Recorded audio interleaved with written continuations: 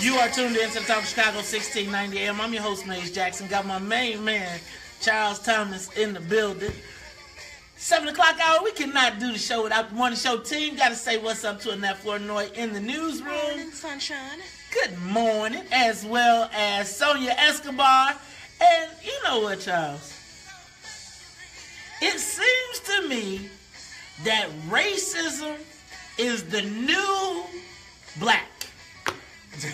The new. Well, how they say racism is the new 40, the new 20. What is it? Because it seems like racism, calling out racism, is the new thing to do. Yeah, everywhere, man. You read it everywhere, and they even got this cartoon business. You know, we talked about it. Was it last week or the week before last? Are we still talking about this cartoon? Man, they brought it up yesterday in Springfield. Man, it's all over the news, man. And I'm reading it this morning. People calling me. Was it late at night? No, this one was. You know, actually, I did get an email at 2 o'clock in the morning about this. It actually was sent to me at 2 o'clock in the morning this morning, saying, asking, for some counsel on this whole race issue, because they know it all started, Maze. This whole thing about this cartoon started right here on the WVON morning show. Now, Charles, break this down to me, because I don't understand how this is news like Illinois Policy Institute, right? Their cartoonists wrote, they are a conservative, free market conservative think tank. And we've had them on the show. Right, we had John Tillman, Shadow Governor. And that's important. Okay, now that's important. But we'll get back to that. Okay. So their cartoonist, in one of their publications, wrote a cartoon that showed this cartoon caricature of a wealthy white man keeping money from a poor CPS student who was black, right? The cartoon showed a black child and a elderly white, fat, overweight white man with his pockets stuffed with money, keeping money away from this CPS student. They were talking about how TIF money is diverted to rich white men from poor black children. That was the cartoon. Now, this guy, State Representative Chris Mitchell on the South Side, said the kid was a Sambo. Then the next day, I got you. He tweeted that. Okay. Then the next day, Jamie Andrade, a Latino state rep, complained on the floor about the cartoon and called it racist. And all the other lawmakers chimed in about racism. Now, if you look at the cartoon, and people have seen it, to me, it's not racist. There's nothing in that cartoon that's racist, except the situation that they are caricaturing. The fact that rich white men are getting TIF money and taking it away from poor black kids. Yeah, that's Is that racist. a real stuff? But that's real live racism. That's real live racism. But they're worried about the cartoon? The cartoon of the child, which wasn't racist. Man, if you look up Sambo on Google or any other search engine, and you go to the images, and you see what a real racist the vile stuff that white cartoonists have drawn about black people, this didn't even come close, Chris Mitchell. But they said he had big lips. And a big nose. You got big lips. Hey, bro. I got big lips. You know what I'm saying? I mean, come on. I mean, it wasn't racist. It just wasn't. All you got to do is do the Google, man, and you can rely on the Google editors here, and they'll show you what a racist, vile cartoon looks like. So, and Charles, it did look like this. So, Charles, I guess my question becomes, why is this still why are all these white people fighting? Because I don't hear any black people in the conversation outraged, with the exception of the politicians. When didn't we talk? Do we have any members? Do we have any parents from National Teachers Academy who could maybe talk to us about something like this? Charles, didn't we just hear a story about $55 million in TIF funds being diverted from the third ward, from the poor part of the third ward, to go build Navy Pier and to help the DePaul and the Marriott Center, all which are private institutions that do not need run by white men. Run by white men. Right.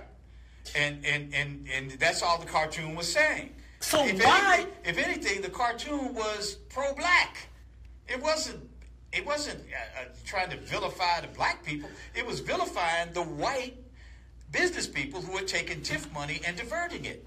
It was not a racist cartoon. It wasn't. But they've created that, and that situation has come up. We're all, man. Can I read you the quote from Mayor Emanuel? Now, I found this ironic. Mayor Emanuel also chimed in. This is from the Chicago Sun-Times. The cartoon issued by the governor's allies at Illinois Policy Institute is unambiguously racist, Emanuel said in a statement.